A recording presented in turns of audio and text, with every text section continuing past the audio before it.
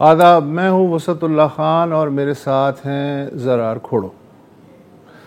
تاریخ گواہ ہے کہ کوئی بھی عظیم واقعہ، عظیم قربانی، عظیم شہادت، عظیم داستان وقت گزرنے کے ساتھ ساتھ وقت کی گرد میں گم ہونے کی بجائے اور تابناک ہوتی چلی جاتی ہے اور رفتہ رفتہ لوک داستانوں کا حصہ بنتی چلی جاتی ہے، تہذیبوں میں رچ بس جاتی ہے، ثقافتوں کی رگوں میں دوڑنے لگتی ہے، نئی نئی شکلیں نئے نئے علاقوں میں نئے نئے قومیتوں میں اختیار کرتی چلی جاتی ہے، اپنی اصل روح کے ساتھ روپ بدلتی چلی جاتی ہے۔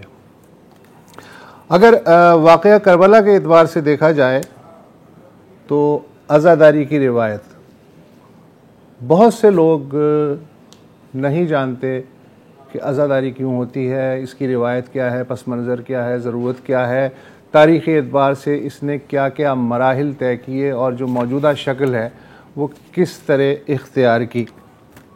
اس گتھی کو سلجھانے کے لیے میں نے زحمت دی ہے پروفیسر ڈاکٹر محمد رضا کاظمی صاحب کو۔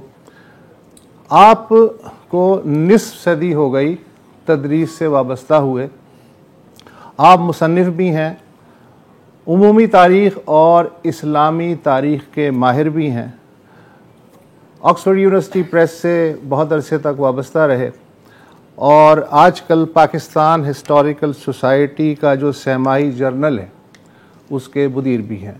بہت شکریہ کہ آپ تشریف لائے۔ تو سرکار، جیسا کہ میں نے انٹرو میں بتا دیا کہ عزاداری کی روایت، جی عزاداری پہلے تو میں بتاؤں کہ رثا غم کرنا جو قدیم جاہلیہ عرب کی جو شعر تھا اس میں بھی ایک سنتی رثا کسی کے مرنے کے اوپر کچھ ہوا جاتا ہے۔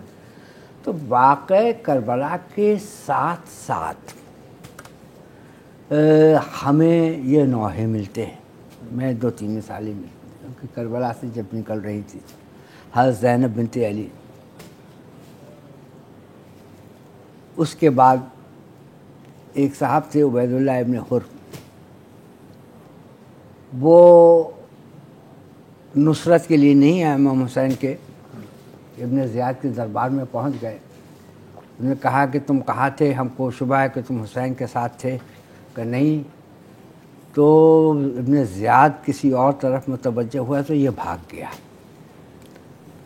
بہت نکل گیا، پھر کربلا پہنچا اور پہنچ کر کے اس نے ایک نظم پڑھی کہ وہ مجھ سے پوچھتا ہے کہ تو نے حسین کی نصرت کی جب مجھے افسوس ہے کہ میں نے حسین کی نصرت نہیں کی، آج میں ان قبروں پہ ہوں، یہ سب مر گئے، بے شک مر گئے، لیکن ان کے چہرے کتنے تابناک ہیں، انہوں نے اپنے امام یہاں نصرت سے مراد ساتھ دینا ہے۔ نصرت کا مطلب یہ ہے ٹو پروٹیکٹ، ٹھیک ہے جی، من لدن کا سلطان نصیرہ۔ پھر جب یہ قافلہ واپس مدینے آیا ہے تو بشیر ابن جزلم نے کچھ اشعار کہے اس قافلے کی واپسی کے سلسلے میں، یثرب کے سلسلے میں، کہ مدینہ اب رہنے کی جگہ نہیں ہے اور یہ ہوا ہے۔ اور اس کے بعد بقیع میں حضرت عباس علمبردار کی والدہ ام البنین تھیں، ایک صاحبزادی فاطمہ صغریٰ امام حسین علیہ السلام کی تھیں۔ حضرت عباس کے 2 بیٹے تھے، وہاں یہ رسم تھی کہ دونوں اولاد کا نام ایک ہی رکھا تھا، عبید اللہ ابن عباس دونوں ہوتے تھے، اور وہ بقیع میں اپنا نوحہ پڑھتی تھیں، جس سے ہمیں پتہ چلا کہ وہ ان کے دونوں ہاتھ کٹے تھے اور ان کے سر پر گرز لگا تھا، سارے بھائی مارے گئے تھے ایک کے بعد دیگرے۔ تو میں یہ اس لیے آپ کو بتا رہا ہوں کہ بہت سی چیزیں جو مورخوں نے چھپائی ہیں وہ شعراء نے افشا کر دی۔ یعقوبی نے بہت کوشش کی کہ اپنے تاریخ سے اشعار کو ہٹا دے، مگر اس کے لیے بھی ممکن نہیں ہوا۔ تو پھر عین البردا کا واقعہ ہوا، جو توابین جو امام حسین کا بدلہ لینے کے لیے تائبین اٹھے، عین البردا میں 3000 آدمی آ گئے، 22,000 کے مقابلے میں 3 دن رات جنگ جاری رہی وداؤٹ انٹرپشن۔ اس کا مرثیہ کہا لوگوں نے، تو یہ روایت جو ہے بڑھتی گئی۔ اور بہت چیز ہے کہ دیکھیں، آخری اصل میں جو چیز ایک دم مجمع عام میں کہی جاتی ہے، آپ لوگ صحافی ہیں تو سب سے زیادہ وزن اس کا ہے۔ تقریباً آخری وقت قیس ابن اشعث نے امام حسین علیہ السلام سے پوچھا، آخر کیا بات ہے کہ آپ اپنے چچا کے بیٹے کی بات نہیں مانتے؟ ان کا ہرگز میں ذلت کے ساتھ اس کے ہاتھ میں اپنا ہاتھ نہیں دوں گا، اور نہ ہی میں کسی غلام کی طرح بھاگوں گا۔ دیکھیے، کہیں پر فر آیا ہے، کہیں قاف آیا ہے، دیکھیں دو نقطے، یا غلاموں کی طرح اقرار کروں گا، اٹ مینس دا سیم۔ تو resolve was there till the end. اور جہاں ریزالو ہوتا ہے تو اس کا ایموشنل ری ایکشن ہوتا ہے۔ جس نے سر کاٹا ہے امام حسین کا، سب سے پہلی نظم اس نے پڑھی ہے سر لے جاتے ہوئے کہ میں نے بہت بڑے بادشاہ کا سر کاٹا ہے۔ شاعری سب سے بڑا ذریعہ بن گئی عزاداری کا۔ اس کے بعد خطبات ہیں، لوگ جاتے تھے اور وہ لوگوں کو کہتے تھے اتنا بڑا واقعہ ہوا، آپ لوگ کچھ کرتے نہیں۔ فرزدق ابن غالب نے کہا کہ اگر تم کیسے قوم عرب ہو، اگر تم اپنے نبی کے نواسے کا بدلہ نہیں لے سکتے تو تلواریں پھینک دو۔ اور وہ جو کپڑا بننے کی جو آلہ ہے اس کو استعمال، ہاں کڈی ہے، اس کو استعمال کرو، not but the spindle ply۔ تو یوں یہ شروع ہوا۔ ظاہر ہے کہ بنو امیہ کا جب تک دور رہا، بالخصوص جب تک کہ عمر ابن عبدالعزیز کا دور رہا، تو بہت ہی مشکل تھا کسی کے لیے اس قسم کی باتیں کرنا لکھنا۔ مگر لوگ تھے، سب سے پہلی تحریر جو ہمیں ملتی ہے تاریخ میں، وہ الفاظل عمر ابن عمر اور وہ ایک فہرست سے چھوٹی سی، الفاظل زبیر ابن عمر ابن درہم، وہ ایک چھوٹی سی فہرست ہے۔ اس کا عنوان ہے تسمیات من قتل مع الحسین۔ یہ کاربن ٹیسٹنگ ہوئی ہے اور یہ ابو مخنف کے مقتل سے پہلے کا ہے۔ تو یہ وہ لوگ ہیں جنہوں نے نہ صرف یہ کہ واقعی کربلا کو بیان کیا، مگر جنہوں نے عزاداری کی ابتدا کو بھی رقم کیا، اور دو قدیم ترین جو رپورٹ ہیں، سمجھیں کہ جو انڈیویجول خبر کی آپ لوگ کی زبان میں سب ایڈیٹنگ ہوتی ہے، تو اس کی جو پہلی سب ایڈیٹنگ کی تھی ابو مخنف نے کی تھی مقتل حسین میں، اور عوان ابن حکم نے کی تھی، دوسرے طرف سے بھی تھے، اپوزیشن کی طرف سے بھی تھے۔ اور اس کے بعد سے یہ دوسری تواریخ میں آتا گیا اور ایک کتاب مقاتل الطالبین لکھی ابو الفرج الاصفہانی نے، جو بنی امیہ کے نسل سے تھا۔ اس کے اندر ہمیں بہت سارے اشعار بھی ملتے ہیں۔ قدیم ترین لوگ جنہوں نے امام حسین اور شہدائے کربلا پر مرثیہ کہا، ان میں خالد ابن مہاجر ابن خالد، یعنی حضرت خالد سیف اللہ کے پوتے، کہ ہماری وابستگی ان قبروں سے ہے جو کربلا میں ہے، اور بنی امیہ کو انہوں نے بہت ہی. عباسیوں کے دور میں کیسا رہا؟ عباسیوں کے دور میں دیکھیے عباسی آئے ہیں اس نعرے پر الرضا من آل محمد، اور اس سے پہلے توابین کا واقعہ ہو چکا، مختار ابن ابو عبیدہ ثقفی کا واقعہ ہو گیا، امام حسین کے پوتے زید ابن علی کا. لیکن جب عباسی آئے تو شروع کے 5 سال تو آپ سمجھے کہ آئیڈیولوجیکل ہم آہنگی جو ہوتی ہے چارٹر اور ڈیموکریسی وغیرہ میں گزرے. اس کے بعد جو پسپا دشمن تھا بنو امیہ، اسپین میں جا کے رہ گیا تھا، تو وہ بنو امیہ عباس کے لیے تکلیف دہ نہیں تھا، تکلیف دہ تھے بنی جن کو بنی فاطمہ کہتے ہیں. تو سب سے عزاداری سے ریلیٹڈ جو واقعہ میں بیان کروں، جب اجتماعی ہونے لگا تو مستعصم باللہ نے 641 ہجری میں اپنے محتسب کو، جو اس زمانے میں محتسب تھا، کہا کہ لوگوں کو منع کرو کہ عاشورہ کو وہ کربلا کے واقعات نہ بیان کیا کرے. مقتل سے پڑھتے تھے، مقتل تھے اس وقت تک، سوائے یہ کہ موسیٰ بن جعفر کی قبر کے پاس، یعنی امام موسیٰ کاظم کے قبر کے پاس ایک جگہ انہوں نے دے دی کہ بس یہیں پر تو محدود ہو کر کے اپنی عزاداری کرو. اور یہ کیوں؟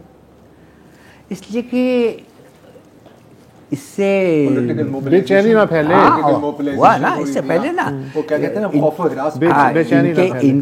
ان کے بھائی کے زمانے میں امام موسیٰ کاظم کے 4 بیٹے جو ہے ابو سرایا کے قیام میں ان کے امام رضا کے 4 بھائی گورنر بنے تھے. It was short left but it was very light. تو the danger was always there to the ruling family. معافی جگہ جو حکمران خاندان تھا ان کے لیے یہ خاندانی اہل بیت اور یہ واقع کربلا پولیٹیکل تھریٹ تھا، ایک پولیٹیکل تھریٹ تھا. ظاہر ہے کہ جب وہ آپ ایک نعرہ لگا کے آئے ہیں اور اس نعرے کو آپ پورا نہیں کر رہے ہیں، اور جن کے حق میں وہ نعرہ بلند کیا جا رہا ہے وہ یہاں بیٹھے ہوئے ہیں، وہاں بیٹھے ہیں. ہاں بالکل. تو اب یہ ہے کہ وہ پسند نہیں کرتے تھے. اور اسی زمانے میں یہ ہوا کہ دیبل خزائی، ایک تو امام حسین کا کنٹمپریری تھا، فرد ابن غالب جس کا میں نے ابھی ذکر کیا، دیبل خزائی بنی خزاعہ ایک قبیلہ تھا، اس کا شاعر تھا. تو اب روایت یہ پڑی کہ اس نے مرثیہ کہا، وہ ممبر پر گیا، امام رضا فرش عزا پر بیٹھے. تو یوں شعر اور خطاب دونوں، اب اس عزاداری جب روایت بننے لگی تو دونوں چیزیں اس میں شامل ہونے لگی.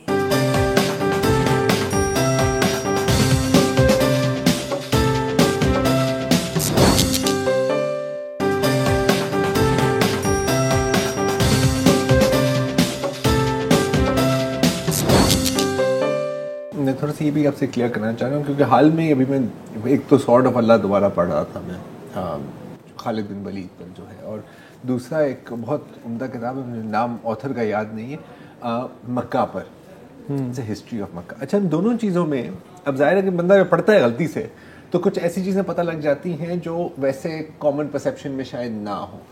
تو یہ جو سلسلہ ہے شاعری کا، اب میں بات کر رہا ہوں عرب ورلڈ میں، اور اس وقت کے عرب ورلڈ سعودی پیننسولا، حجاز، مکہ مدینہ منورہ وغیرہ، شاعری کا جو سلسلہ ہے اس میں لوگوں کے کیریکٹر کو بلند کرنا یا گرانے کا بہت بڑا ایک حصہ تھا. انفیکٹ شاعری اور سیاست کو آپ، میرا خیال ہے کہ سیپریٹ یا علیحدہ نہیں کر سکتے، قصیدہ اور حجب. بالکل. تو اسی بنیاد سے پھر ہم یہاں آگے آتے ہیں. ایسا ہی بالکل بالکل. دیکھیں اس زمانے میں آپ اخبارات نہیں نکالتے تھے، اس زمانے میں آپ کے پاس فوری اطلاع کا کوئی ذریعہ نہیں تھا جی. اور چونکہ حافظے پر مرتسم ہونے کی صلاحیت شاعری میں ہوتی تھی،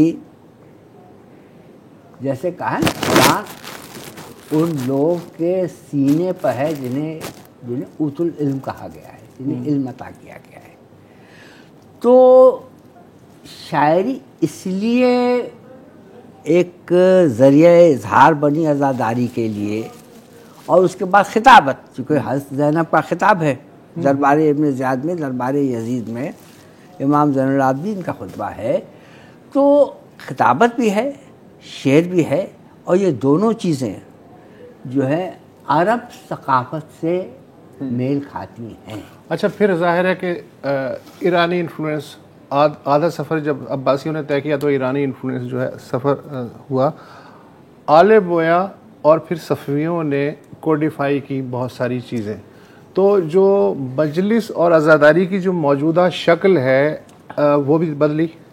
جی دیکھیے، آپ صحیح کہہ رہے ہیں. آل بویا میں معز الدولہ اور اس کے بعد اسد الدولہ نے وہ 18 ذی الحجہ کو غدیر کی عید ایک رکھی اور عاشورہ کو بندی رکھی. جی، وہ ایک جب انوملس جیسے آل بویا شیعہ تھے، اور جو نامنل ہیڈ تھے، جو خلیفہ تھا اس وقت کا، وہ سنی تھا. جی، یا ریاست سنی تھی، حکومت شیعہ تھی. تو خیر بہت نہیں. آل بویا کے بعد آل بویا کے اوپر جو ایک تحقیقی کتاب ہوئی ہے، مفیظ الکبیر صاحب ڈھاکہ یونیورسٹی میں ہسٹری کے ہیڈ آف ڈپارٹمنٹ سے، ان کی تھیسس ہے بووہیٹس کے اوپر. اب ملتی نہیں ہے. میں جب طالب علم تھا اس زمانے کی بات ہے، اس سے پہلے کی بات ہے. تو آل بویا میں بھی یہ نہیں کہ آل بویا آ گئے تو سب جو ہے عزاداری کو یک طرفہ اور بہت آسان اور سرکاری فروغ حاصل ہوا. نہیں، چونکہ بہت سی چیزیں اتنی ڈیپلی انٹرینچڈ ہیں. ریزسٹنس ٹو عزاداری بھی انٹرینچڈ تھا. اب امام محمد باقر خود 5 سال کے سن میں مگر تھے کربلا میں. ایک شخص آ کے ان سے پوچھتا ہے کہ عاشورے کے دن اگر ہم کربلا نہ پہنچ سکے، ہم ایسی جگہ ہے نہ پہنچ سکے، تو ہم کیا کریں؟ تو انہوں نے کہا یا تو اپنے مکان کے چھت پر چلے جاؤ، یا تم پھر ایسی جگہ پر چلے جاؤ جہاں آبادی نہ ہو، جنگل ہو، ریگستان ہو. اس کا سطروں کے بیچ بٹوین دا لائن کا مطلب یہ ہے کہ اس زیارت کو، اس عبادت کو پوشیدہ طریقے سے جی انجام دو. پوشیدہ طریقے سے انجام دینے کا مطلب یہ ہے کہ یہ ابھی رواج میں نہیں آیا ہے. جی، رواج میں وہاں سے آنا شروع ہوا ہے اور انسٹیٹیوشنلائز ہونا شروع ہوا ہے آل بویا کے زمانے میں. اور صفویوں کے آنے تک ایران جو ہے اس کی بیشتر آبادی سنی مذہب تھی. جی، تو عجمی عنصر جو ہمارے کہا جاتا ہے وہ شیعہ عنصر کے مترادف نہیں. they are not exactly the same. they are not synonyms. خود عرب کے زمانے میں خود عرب شعراء نے، یہاں تک کہ 20ویں صدی میں مہدی الجواہری جیسے بڑے شاعر نے آمنت بالحسین نام کا کہا. اب مولانا سید علی نقوی صاحب تھے، وہ گئے عراق کا زیارت کی. وہاں کی عزاداری کے بارے میں انہوں نے ایک رسالہ لکھا جو 2002 میں میرے دوست انیس عباس رضوی صاحب نے شائع کی. اور ایک کتاب انہوں نے اس سے پہلے کی تھی جس کا ترجمہ مولانا مرتضیٰ حسین فاضل نے کیا تھا انگریزی میں، history of the institution of عزاداری فار امام حسین. تو اس میں آپ کو دونوں چیزیں ملتی. You have it documented. جو عربک سورسز سے، پرشین سورسز سے. اب جو میں زمانہ ذکر کر رہا ہوں دیول کا وہی زمانہ ہے جب فارسی شاعری شروع ہوتی ہے. دیکھیں، ایران کی پہلی زبان پہلوی تھی. پہلوی اور عربی کے اختلاط سے فارسی بنی ہے. تو فارسی شاعری کی ابتدا بھی اسی زمانے میں ہوئی. امام رضا کے زمانے میں کہیں یا مامون رشید کے زمانے میں کہیں. تو یہاں سے اب فارسی شاعری شروع ہوئی جس میں ہفت بند کاشی ہے، اور وہاں پر یہ ہونے کے باوجود اب خطیبوں نے اور علماء نے مقاتل لکھنے شروع کیے اور روضۃ الشہداء کو پڑھنا شروع کیا، اس کو عام کرنا شروع کیا، ترجمہ شروع کیا فارسی میں، ترکی میں. تو اب یہ چیزیں پھیلنے لگی، اس لیے کہ جیسے جیسے عقیدت مندوں کو احساس ہونے لگا کہ عزاداری کے لیے انہیں اپنا ہاتھ پاؤں نہیں کٹوانا پڑے گا، جیسے متوکل باللہ نے زائرین کے لیے شرط رکھی تھی اور حل چلوا دیا تھا ایک زمانے میں. تو جب تھوڑا سا اطمینان ہوا اور لوگ اجتماعی طور پر یہ کر سکے تو یہ رسم و انسٹیٹیوشنلائز ہونا شروع ہوا. ہاں انسٹیٹیوشنلائز ہونا شروع ہوئی، because while it is individual it can't be, or sporadic it can't be individualized unless it is something social. جی ٹھیک ہے نا. پھر وہاں سے لوگ بر صغیر کی طرف آنا شروع ہوئے. اب وہاں پر ایک بات میں بتاؤں کہ دکن کی جو حکومت تھی بیجاپور اور گولکنڈہ کی، تو وہ ان کے حکمران جیسے سلطان ابراہیم عادل شاہ ثانی، وہ خود مرثیہ کہتے تھے، اور ڈاکٹر معین الدین عقیل ہے، انہوں نے کتابچہ لکھا تھا دکن اور ایران کے تعلقات. So not so much with the Mughal empire, باوجود کہ وہاں ہمایوں کا قیام ایران میں رہ چکا تھا، لیکن دکن میں پہلے عزاداری آئی. اچھا. کیونکہ حکمران تھے، مگر اس زمانے کی اصناف بہت سادہ ہوتی تھی. یعنی جیسے غزل کے فارم میں سلام ہوتا تھا، پورا مرثیہ اس فارم میں ہوتا تھا. 6 مصروں کے بند وہاں نہیں ہیں، وہ دلی میں آ کر کے شاہ حاتم کے زمانے سے شروع ہوئے، مگر بالکل عام نہیں ہوئے. سودا نے کچھ کہہ دیا، میر نے مربع میں کہا، 4 مصروں میں کہا. تو یہاں عزاداری اور شاعری بڑھتی گئی. خطابت کہاں سے آئی بر صغیر میں جس کو ہم پہچان سکتے ہیں؟ دیکھیے فارسی میں ہوتی تھی. شاہ عبداللطیف عزیز دہلوی نے، جو شاہ ولی اللہ کے بیٹے تھے، انہوں نے ایک کتاب لکھی توبۃ الاثنا عشری، یعنی دی انکوہرنس آف دی 12 ورس. یعنی یہ شیعہ عقیدے کے خلاف ایک کتاب لکھی. دوسری کتاب انہوں نے لکھی سر الشہادتین. اس کا مقدمہ ان کا یہ ہے کہ حضرت صلی اللہ علیہ وآلہ وسلم کو اللہ نے تمام تر فضیلتیں دی سوائے شہادت کی. تو یہ فضیلت انہوں نے دی ان کے نواسوں کے ذریعے سے. حسن ابن علی کی شہادت سری، حسین ابن علی کی شہادت، سمجھ رہے ہیں آپ؟ مگر اس سے پہلے حضرت علی کی شہادت. ہاں نہیں، یہ انہوں نے جو کہا ہے نا، جی، جو شاہ عبدالعزیز نے کہا، ان کا مقدمہ یہ، ٹھیک ہے نا، کہ میں آپ کو یہ بتا رہا ہوں کہ شیعہ حضرات کے حلقوں سے باہر جو اب عزاداری جانے لگی. مجنو گورکھپوری نے مجھ سے کہا تھا کہ گورکھپور میں شیعوں کے امام بارگاہیں الگ ہوتی تھیں، سنیوں کے امام بارگاہیں الگ ہوتی تھیں. یعنی سنی امام بارگاہ رکھتے تھے. ہندو بھی داخل ہونے لگے. ہندو بھی تھے. دیکھیے ایک چیز ثقافت میں آپ کے آئی ہے. اور آپ کو میں بتاؤں کہ واجد علی شاہ کے بارے میں تو خیر ہے کہ میں ان کے مرثیے ہیں، منظر قادری صاحب نے شائع کیے ہیں. اگر آپ بہادر شاہ ظفر کی کلیات اٹھا کے دیکھیں تو غزلوں کے درمیان جناب زینب کی ردیف کے ساتھ جو ہے پورا نوحہ لکھا ہوا ہے. بہادر شاہ ظفر شیعہ نہیں تھے. اب میں یہ بتا رہا ہوں کہ وہ لوگ جو کہ فقہی طور پر شیعہ نہیں تھے، جو حنفی طرف سے یا حنبلی طرف سے ہاتھ باندھ کر کے نماز پڑھا کرتے تھے وہ عزاداری کرنے لگے.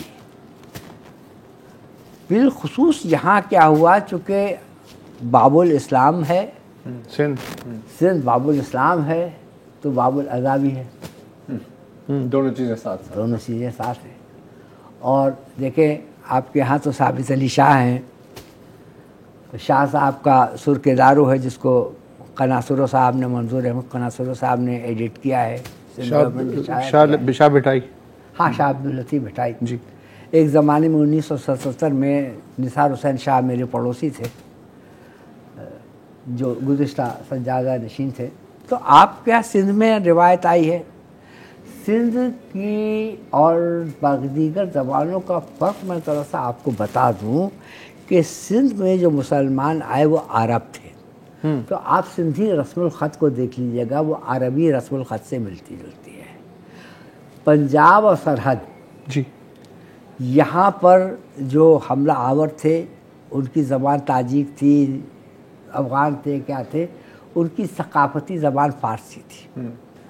تو اردو کا رسم الخط نستعلیق. تو اگر آپ بر صغیر کی بات کرتے تو 1785 میں مولانا سید دلدار علی صاحب آئے اودھ میں نجف سے تعلیم حاصل کرتے ہوئے. دیکھیں اب یہ دو بھی فیکٹرز ہیں کہ آپ کو علماء کہاں سے ملیں گے. علماء ملیں گے تو آپ کے تمام ادارے بالخصوص عزاداری چلے گی. اس لیے کہ جمعہ کے خطبوں میں ہو یا عید کی نماز کے بعد ہو امام حسین اسلام کی زیارت پڑھی جاتی ہے. جی. عید کے دن بھی جو پڑھتی ہے زیارت تھی. تو ہمارے ہاں دو تین چیزیں تھیں جو بہت زیادہ اس زمانے میں پسند نہیں کی جاتی تھیں، مگر ایران میں قدریں تھیں جو سوزخانی جس کو کہتے ہیں، یعنی کہ اینی تھنگ ریگولر برکھارٹ قریشی کی پیپر ہے اس کے اوپر نوحوں کی سروں کے بارے میں. تو ظاہر ہے کہ اس نقطۂ نظر سے بھی لوگوں نے عزاداری کو دیکھا ہے. اب تو عرب دنیا میں ایسا ہوتا تھا کہ 4 خطیب کھڑے ہو جاتے تھے اور یہ 20ویں صدی تک آیا ہے اور باری باری سب خطاب کرتے تھے. جیسے آپ کے ذہنی صاحب ہوتے تھے، آپ لوگ تینوں ایک کے بعد دیگرے ہیں، تو کھڑے ہو کر کے بیٹھے ہوئے مجلس سے مخاطب ہوتے تھے اور واقعات رقت انگیز ہیں. دیکھیے میں چونکہ مورخ ہوں تو میں پاپولر بلیف کے اوپر بات نہیں کرتا ہوں. ٹھیک. میں اینتھروپولوجیکل ویو نہیں لیتا ہوں. I go to the core historical issue historical critical manner.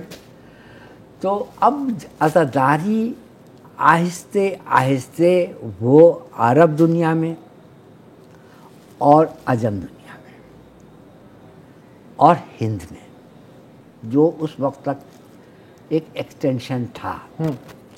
آپ دیکھیں خسرو صاحب، امیر خسرو کی شخصیت آئی، ٹھیک ہے، تو ان کے پیر کون تھے؟ نظام الدین اولیاء. جی. کیا کہلاتے تھے؟ سلطان الہند. جی.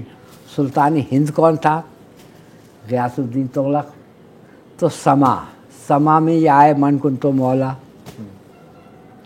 بالکل.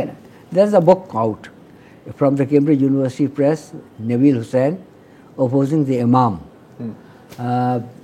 اس کا PDF آ گیا ہے، اوکے، ول بی پبلشڈ. تو ابھی پڑھ لیجیے گا تو اس کے اندر آپ کو کچھ یہ اس کے ملیں گے.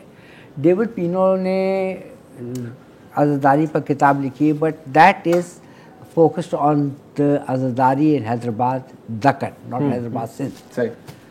So you have people, I showed you one article by Jack Rabin. So یہ چیز جو ہے اس کو اسٹڈی کیا جاتا رہا ہے، اس کی تاریخیں لکھی جاتی رہی ہیں. پاکستان میں شاہد نقوی صاحب نے پاکستان میں عزاداری کی تاریخ 2002 میں لکھی.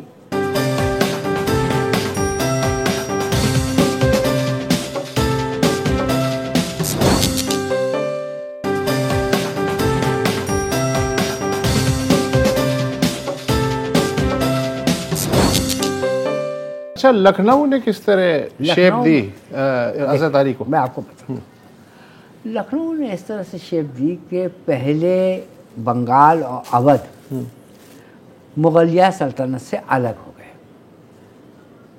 علیحدگی کی تحریکیں چلی، تو پہلے جو دارالسلطنت بنا وہ فیض آباد بنا۔ جی، فیض آباد میں میر حسن آئے جو میر انیس کے دادا تھے، جو اپنی مثنوی کے لیے مشہور ہے، تو انہوں نے فیض آباد کے خلاف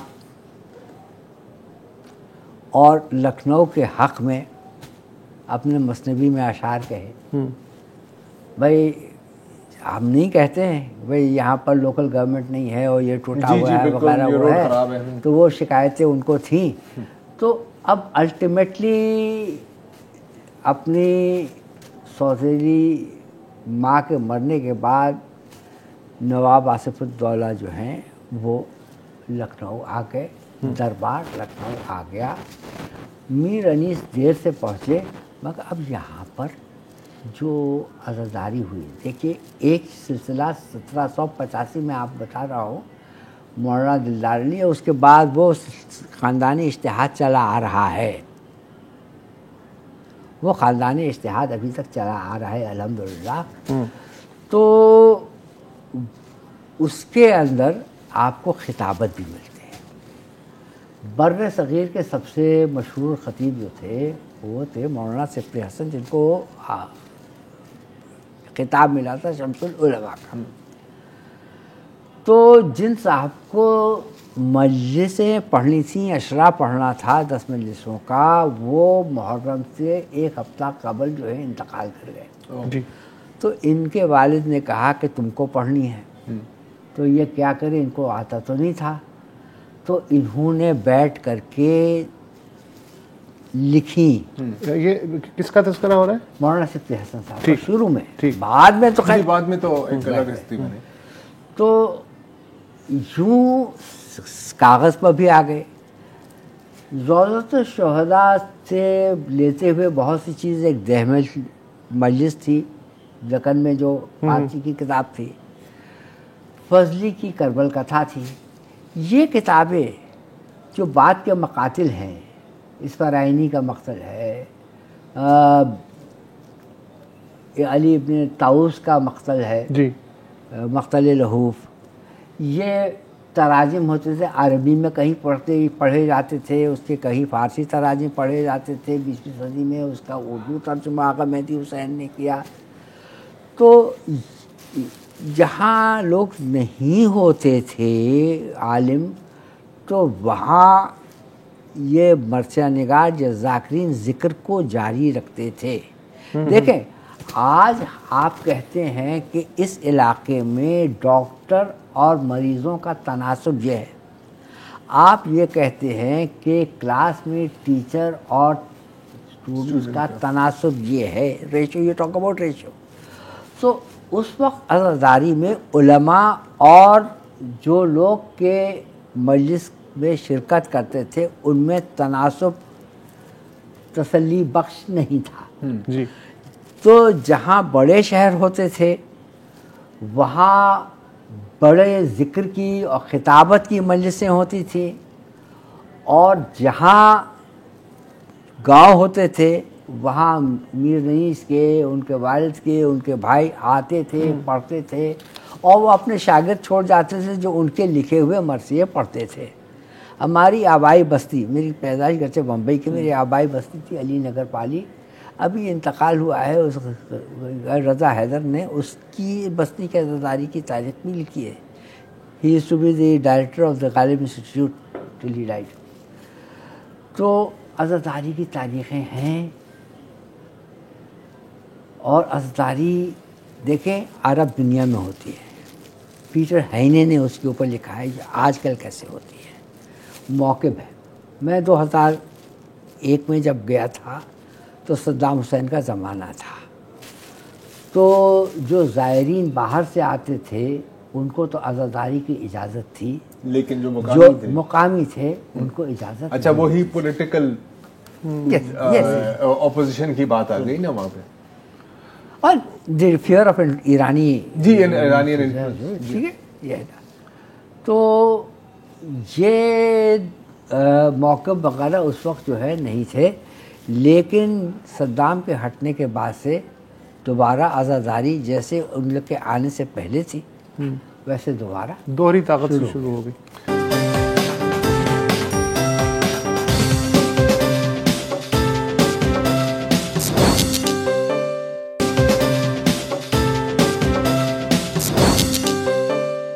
اب یہ تھوڑا سا جنرل سوال ہے مورخ ہونے کی حیثیت سے. بہت اکثر مطلب میری تو اس میں کوئی اسٹینڈنگ نہیں ہے، لیکن لوگ پوچھتے ہیں کہ جی جب آپ ریسرچ کرتے ہیں تو کیسے؟ اور مجھے پتہ ہے کہ سوال پوچھنا میرے لیے بڑا آسان ہے، جواب شاید اس کا تھوڑا سا مشکل ہے. دیکھیے بہت ہوتا، میں نے بلڈ حسین لکھی چونکہ اس طرح کے سوالات مجھ سے ایک ٹیلی ویژن میں لائیو شب عاشورہ کیے گئے تھے. تو دیکھیں آپ پہلے آپ کو بتا چکا ہوں کہ تسمیات الفاظ عمر ابن زبیر ایک چیز جو ملتی ہے مورخ ہر ڈاکیومنٹ کو رکھتا ہے. اس کے بعد مقتل ابو مخنف ہے، اس کے 4 الگ الگ مینوسکرپٹس ہیں، سینٹ پیٹرسبرگ میں، گوتھا میں ہیں، لائڈن میں ہیں. اور فرڈیننڈ وسٹنفیلڈ نے کوشش کی کہ چاروں مینوسکرپٹس کو کولیٹ کرے، نہیں کر سکا. کہہ رہا کہ ایک ہی واقعے کو مختلف لوگ مختلف طریقے سے بیان کر رہے ہیں یا پیرلل، بٹ یعنی کہ وہ متوازی ہیں مگر یکساں بالکل نہیں ہیں. اچھا اب آپ کو میں یہ بتا دوں کہ مقتل ابو مخنف بھی جو آپ سمجھیں گے وہ کوئی ایک یونیفائڈ اس کو کہے یونیفائڈ مینوسکرپٹ نہیں ہے. چونکہ جن لوگوں نے واقعہ کربلا میں دونوں طرف سے حصہ لیا، حسین کی طرف سے موقع اور وغیرہ بچے، عقبہ ابن سامان بچے، اور وہ ضحاک ابن عبداللہ مشرقی وہ بچے تھے. ان کو امام حسین نے جانے کی اجازت دے دی تھی کہ آپ چلے جائیں، وہ چلے گئے تھے. کچھ روایت ان سے ملتی ہیں. تو ان روایات کو جن لوگوں نے جمع کیا اس کے اندر ابو مخنف تھے، اور اس کے بعد آپ کو مل جائیں گے جیسے میں نے کہا عوانہ ابن حکم، جی جی جو بنی امیہ کی تاریخ جنہوں نے لکھی ہے اس میں یہ چیز بھی آئی ہے. یہی ہے کہ یہ موضوع اتنا بڑا ہے. یہ تو ہے.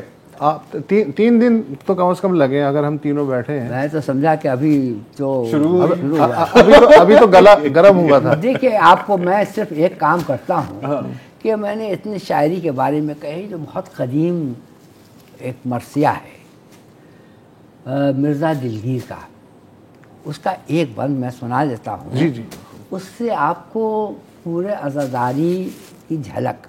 دیکھیے میں علامہ رشید ترابی جب ممبر پر بیٹھتے تھے میں زیر ممبر بیٹھا کرتا تھا، ان سے کبھی میری ظاہر ہے کہ ملاقات نہیں، علامہ عقیل ترابی صاحب سے تھی.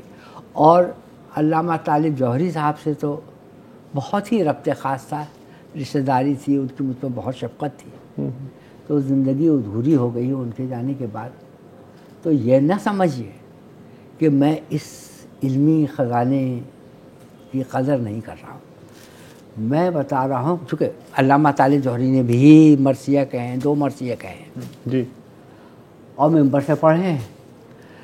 تو دلگیر کا ایک بند سن لیجیے بس. اس زمانے کی اردو ہے: گزرے منزل تسلیم و رضا مشکل ہے، گزرے منزل تسلیم و رضا مشکل ہے،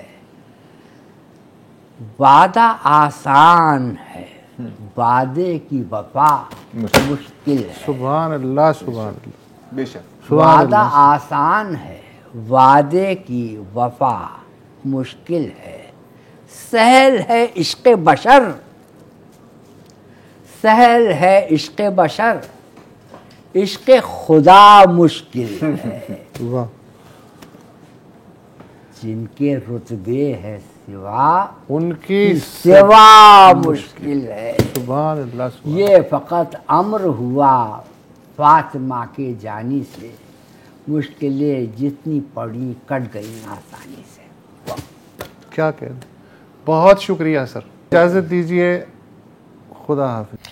अस्सलाम वालेकुम। अगर आपको हमारे शो पसंद आया है तो प्लीज़ हमारे YouTube चैनल को सब्सक्राइब करें, और अगर मुनासिब समझे तो इस वीडियो को लाइक भी कर लें, तो कोई हर्ज नहीं है, और शेयर भी कर लें और कमेंट भी कर दें जी, वरना वो सब ऐसे ही लिखते रहेंगे। और ये जो दोनों कह रहे हैं ये कर लें जी प्लीज़, नहीं तो हमें भी घर जाना है, मैं आपके कंप्यूटर में नहीं रहना 24 घंटे। सही बात।